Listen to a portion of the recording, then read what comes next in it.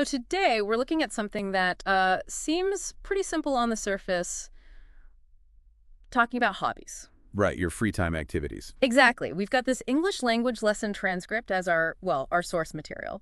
But the real goal here isn't just vocabulary. No, not at all. We want to sort of unpack why these chats about what we do for fun are actually quite important. Yeah, important for connecting with people, maybe understanding ourselves a bit better too. Definitely. I mean, you look at it first, it's like, okay, basic English.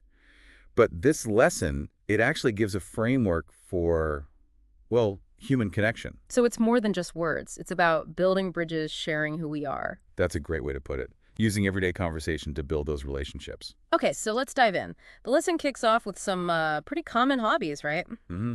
Painting, gardening, playing the guitar. Watching movies, cooking, jogging, Yeah. hiking. Chess, listening to music, yoga. Yeah, good mix. So beyond just being, useful words to know, what's the significance of these particular activities often being the starting point? Well, I think it comes down to finding common ground, doesn't it? These are mostly accessible, positive activities. Right. Things lots of people can relate to. Exactly. So they offer a kind of safe entry into a conversation. It Yeah. feels maybe less personal than asking about work straight away. Yeah, less intrusive. Lets you share something about yourself without feeling too exposed. It's like opening a small window, like you said. And then it moves on to building sentences, simple ones. I enjoy painting. Mm. I like listening to music. You should go jogging.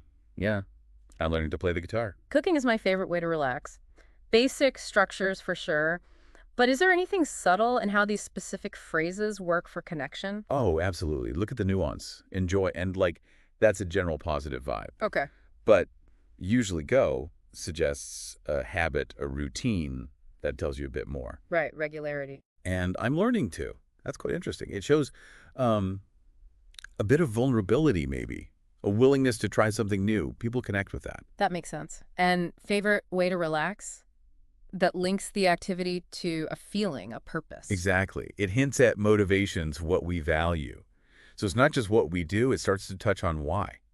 Which leads nicely into the sample conversation they provide, David and Emily in the park. Ah, yes. It goes so smoothly from, hi, nice to meet you, straight into, so what do you like to do in your free time? It feels almost rehearsed, but in a natural way. It really does. Yeah. That question, what do you do in your free time? It's like a social key, isn't it? A social lubricant, yeah. It signals genuine interest going beyond just, surface level chat. It's an invitation. An invitation to share something, find common interests. Precisely. Find something you might both enjoy, which could be the start of, well, a friendship or just a better conversation. And you see that when Emily says she likes painting and listening to music, David's reaction is, that's great. Music and nature, what a combination. That little bit of positive feedback seems crucial. It is crucial. That's active listening right there. He's not just hearing, he's engaging. He connected the two things, music and being in the park, presumably. Yes. And that shows he's paying attention, making links. And then David shares, too, about hiking, helping him relax and recharge.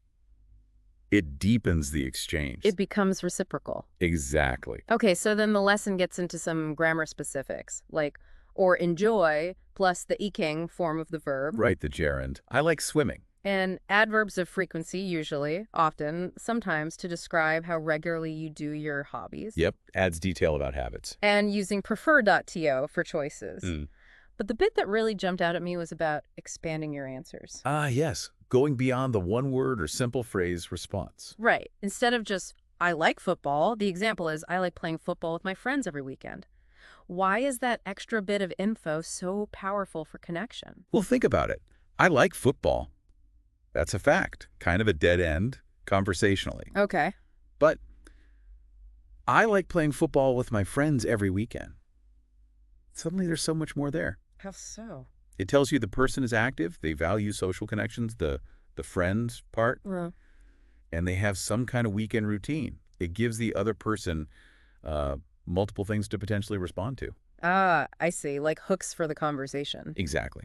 Hooks. Maybe they play too. Maybe they value friendships. Maybe they're curious about weekend activities. It just opens things up way more. It turns a statement into, well, almost an offering for connection. So for you listening, the takeaway here isn't just, learn these phrases. It's bigger. Much bigger.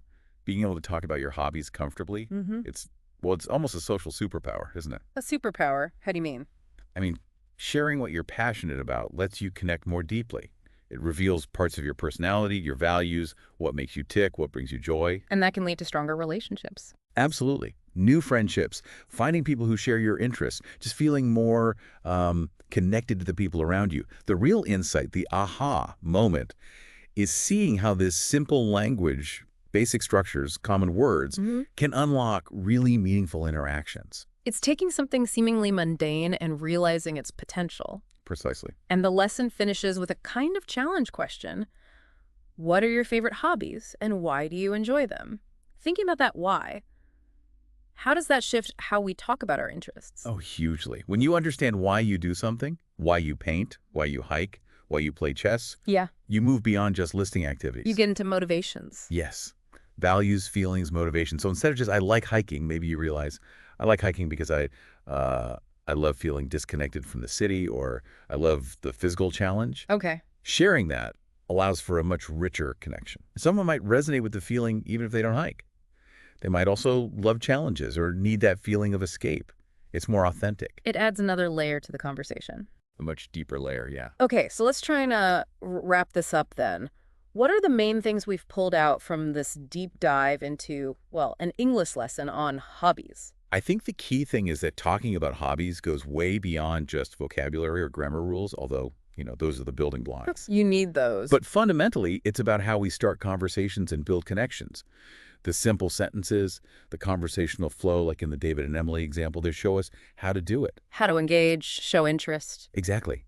But the deeper insight, I think, is realizing that by adding a bit more detail, by thinking about the why, that's where you turn a simple chat into something potentially more meaningful. Using these everyday topics as real chances to, I guess, show who you are and find common ground.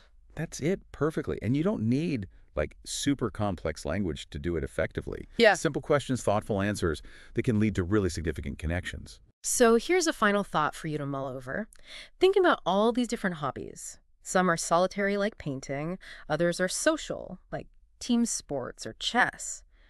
What can you actually learn about someone, maybe subtly, just from how they choose to spend their free time? That's a good one. What do those choices really signal about personality or values or needs? Yeah, something to think about. Hopefully this discussion has maybe given you a fresh perspective on those simple, what do you do for fun conversations. And maybe a bit more confidence to have them.